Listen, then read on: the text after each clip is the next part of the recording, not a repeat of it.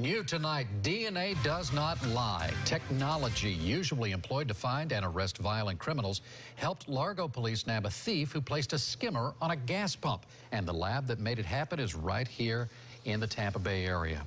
It is cutting-edge science like you might see on a television crime drama. But in this case, the cops got their man thanks to what he left behind. And it was not a fingerprint.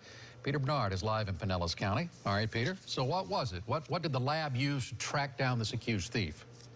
Good evening, Keith. Skin cells. It was skin cells. Essentially, every time you touch something, you leave a little bit of skin cells behind. In this case, it was on a part of a skimmer that was inside of a gas pump.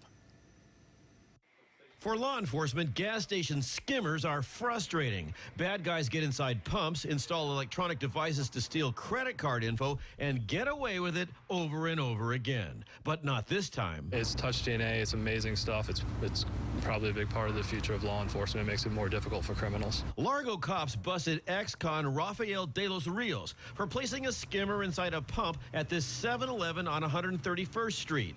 A printer problem led workers to discover solder marks and remnants of a skimmer. We were able to retrieve those items or those devices and submit them to the Pinellas County Forensic Laboratory. And this is where the magic happens. It's the Pinellas County Forensic Lab, one of only a few in Florida used for non-violent crimes. Technicians used sophisticated machinery to get a DNA sample and run that through an FBI database. What that database allows us to do is match up those crime scene profiles to hopefully a convicted offender profile to then provide investigative information to the law enforcement agency. De los Rios has a lengthy rap sheet that includes a stint in prison for cocaine and arrest for, what else?